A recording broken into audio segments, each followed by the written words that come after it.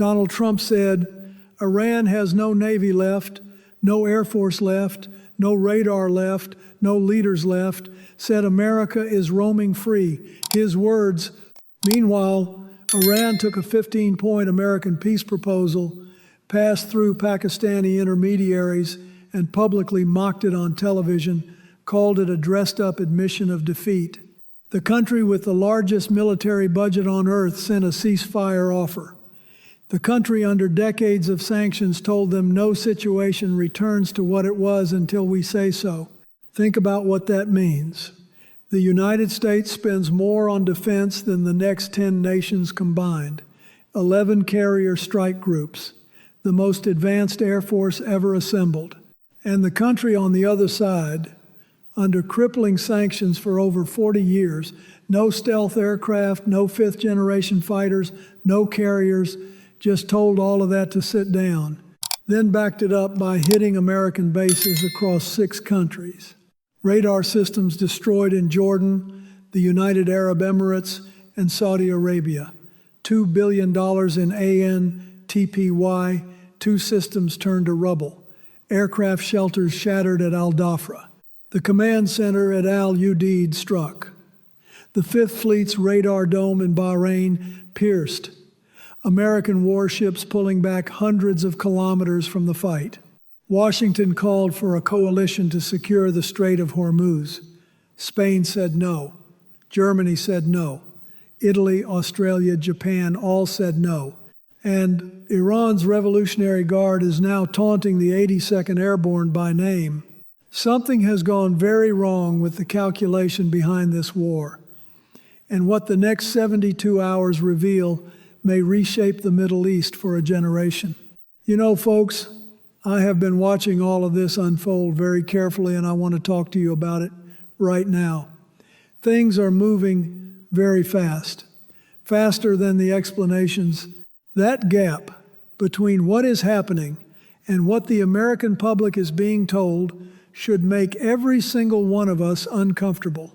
Now, most people hear Iran rejected a peace deal and think this is just the usual bluster, the usual chest beating from Tehran. In reality, something fundamental has shifted, and we need to talk about that shift because it explains everything else that follows, from the censorship to the troop deployments to the damage at American bases that you are not supposed to see. Here is where we have to start.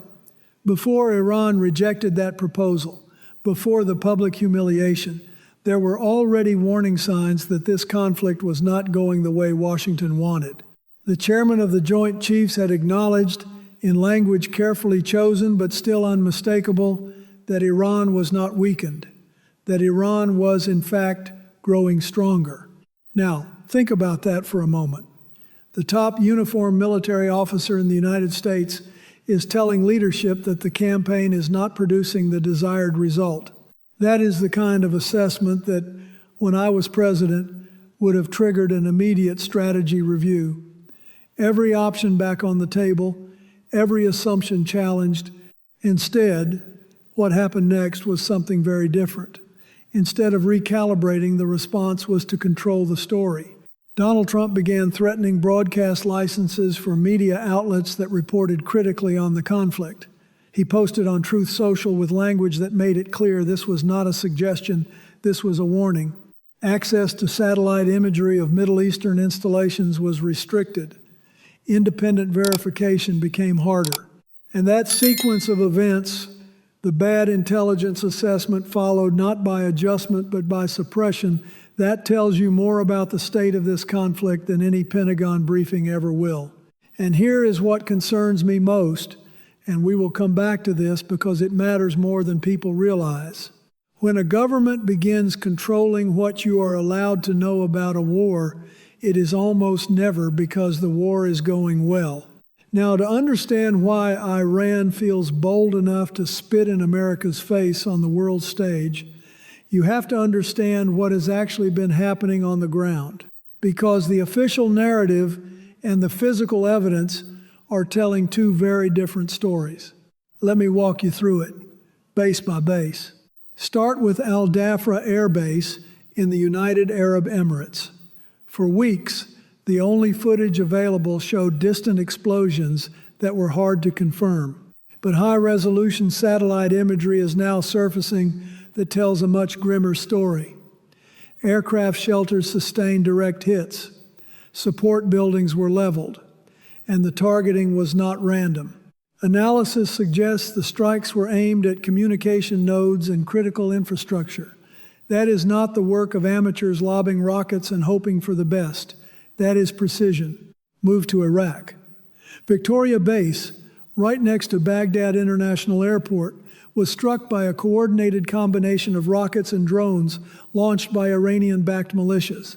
Video from the scene showed towering flames, thick columns of smoke, and reports indicated the impacts hit operationally significant areas inside the compound. Not empty lots, not perimeter fencing. The operational core. In Bahrain, satellite images analyzed independently using data from Planet Labs and Airbus revealed undeniable physical damage at the primary American naval installation. Entire structures appear to have been erased from their foundations. The radar protective dome at the headquarters of the United States Navy's Fifth Fleet was struck by Iranian drones. The Fifth Fleet has operated from Bahrain since 1995 and serves as the central node for American naval operations across the Persian Gulf, the Red Sea, and the Arabian Sea. Damaging its radar dome is not a symbolic gesture. It is an attempt to put out the eyes of the most important naval command in the region. In Kuwait, Camp Arifjan came under attack. Iran released its own satellite imagery showing impact points. What was hit were radomes, the protective enclosures that house radar arrays, data relay systems, and military coordination equipment. According to Iranian claims, 6 of these units were struck. Now, I want to be fair. We should treat any belligerent's claims with appropriate skepticism. But even if half of that is accurate, the disruption to command and communication systems would be significant. When one radome goes down, you compensate. When several go down simultaneously, the entire coordination architecture starts to degrade. Saudi Arabia, Prince Sultan Air Base. One structure appears to have been completely destroyed. At Al Udeid in Qatar, the largest American air base in the Middle East and home to the forward headquarters of United States Central Command, 2 critical zones were affected. In the northern section, satellite communications infrastructure. In the southern section, the command center itself. Al Udeid houses over 10,000 American military personnel and has served as the nerve center for every major American air campaign in the region since 2001. A strike on its command facilities is about as serious as it gets, short of a direct attack on the homeland. And then Jordan. What was hit there may be the most consequential single target in this entire campaign. The AN/TPY-2 radar, which is the detection backbone of the THAAD missile defense system, appears in satellite imagery to have been destroyed. Let me tell you something. Without that radar, THAAD cannot see incoming threats at the ranges it was designed for. It is like removing the eyes from a guard dog. The teeth are still there, but it cannot find what it is supposed to bite. Now here is the pattern, and towards the end I will show you why this pattern changes everything about how we should think about this conflict. Every single one of these targets, communications, radar, command nodes, was chosen to disrupt one thing: the ability of American forces to see, talk, and decide. That is not random violence. That is a deliberate strategy designed to blind the nervous system of American military operations in the region. And this brings us to the much bigger question. What has this actually cost America? In the short term, these strikes might look manageable. In the long term, the picture is far more troubling. Let me start with the human cost. At least 19 American service members were transferred to Germany for serious medical treatment, not routine rotation, serious treatment. This is not the first such transfer. By day 16 of this conflict, March 15, 2026, at least 2,331 people had been killed across the theater, according to Al Jazeera's reporting. The heaviest losses were in Iran and Lebanon, more than 23,000 wounded. Those numbers describe a war, not an operation, not a limited engagement. A war with a human toll that is expanding faster than the rhetoric can contain it. Here is the honest truth about what comes next, and this is the part that should concern every American, regardless of where you stand politically. American warships have begun pulling back from the conflict zone. Reports suggest that at one point, not a single carrier was operating within hundreds of kilometers of active combat. Now, think about what that means. For decades, the aircraft carrier has been the physical symbol of American global reach. When a carrier shows up, countries pay attention. When a carrier leaves, everyone notices. And when carriers retreat from a fight, the president says we are winning, allies notice most of all. The proof of that showed up immediately. When Washington tried to assemble a coalition to secure the Strait of Hormuz, the response was embarrassing. Spain said no. Germany said no. Italy said no.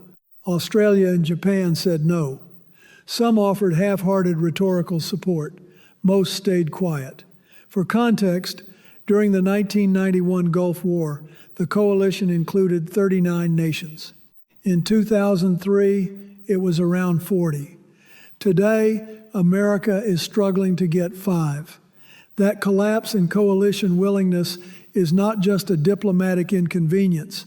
It is a structural indicator that the credibility of American military leadership is eroding in real time. The financial cost is staggering. The United States has reportedly spent more than $23 billion on this conflict already. The destruction of AN/TPY-2 radar systems in the United Arab Emirates, Jordan, and Saudi Arabia alone represents roughly $2 billion in losses. Each of these radars takes years to manufacture. You cannot replace them with a phone call. The defense industrial base does not work like Amazon Prime. This is equipment that took the better part of a decade to develop, and its loss creates gaps that persist long after any ceasefire. And this is where I need you to pay very close attention, because Iran understands all of this. The strategy is not random, it is systematic. First, destroy the radar installations, blind the defense network, then send waves of relatively inexpensive drones and missiles against multiple targets simultaneously. The goal is not necessarily to destroy everything. The goal is to exhaust the interceptor supply, and it is working. America, the Gulf states, and Israel itself are now facing an interceptor missile crisis unlike anything in recent memory. Every Patriot round, every THAAD interceptor, every Iron Dome missile that gets used against a drone that costs a fraction of the price is a net loss in the ledger of attrition. This is a war of endurance now, and endurance favors the side that spends less per shot. Most people think Iran is just retaliating emotionally, lashing out after being hit.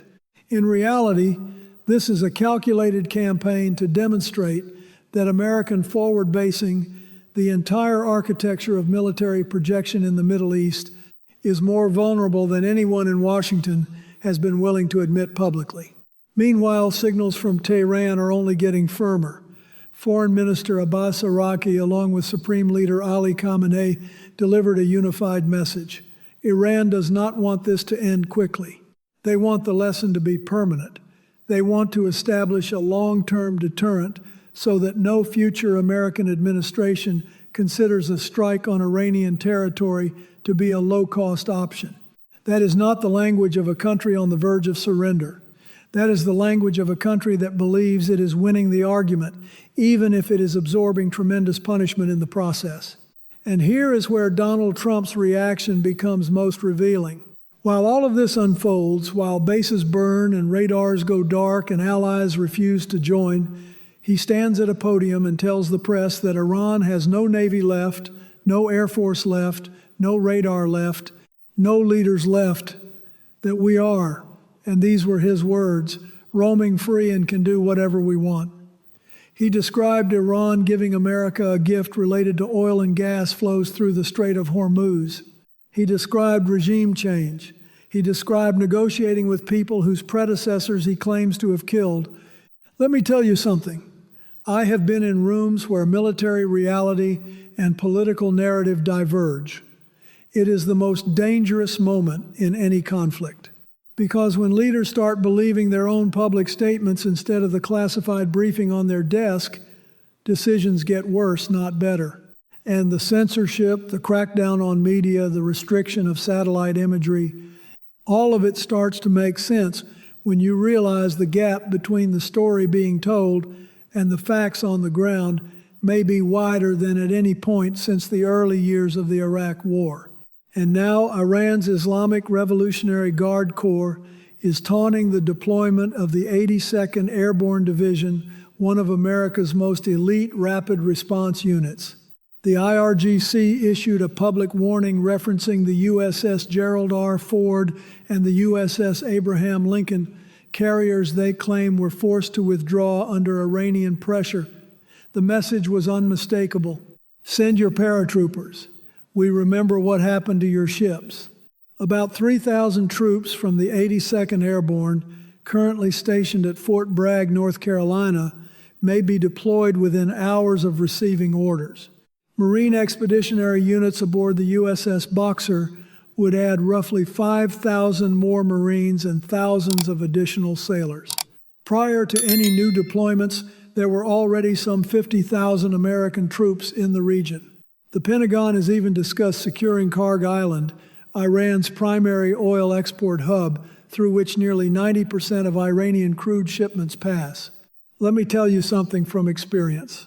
When you start talking about ground forces on sovereign territory, about seizing islands, about putting paratroopers into a theater where your radar is damaged and your carriers have pulled back, you are not de-escalating. You are doubling down.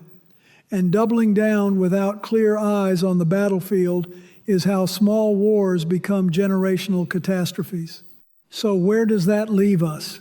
The first possibility is that these back-channel talks produce something real, that Iran, despite the public bravado, sees an off-ramp and takes it, that cooler heads in both capitals find a formula that lets each side claim enough of a victory to stop shooting. It is possible. But it requires honesty about the actual balance of power, and right now, honesty seems to be the first casualty. The second possibility, and I fear this is the most likely, is a grinding stalemate, sporadic strikes, periodic escalations, mounting costs on both sides, American bases patched together and operating at reduced capacity, Iran absorbing punishment but continuing to demonstrate reach. A conflict with no clear end point, bleeding money, credibility, and lives month after month. We have seen this movie before. The third possibility is the one that keeps me up at night. A miscalculation, a strike that kills the wrong person, a downed aircraft that triggers a retaliatory cycle neither side can control. Ground forces committed to Karg Island or the Iranian coastline meeting real resistance. An interceptor crisis that leaves a base or a city exposed at exactly the wrong moment. If that happens, we are not talking about a regional conflict anymore. We are talking about something that reshapes the map. Let me close with this, and I want to speak not as a partisan, not as a former president, but as somebody who loves this country and has spent his life believing in its capacity to correct course.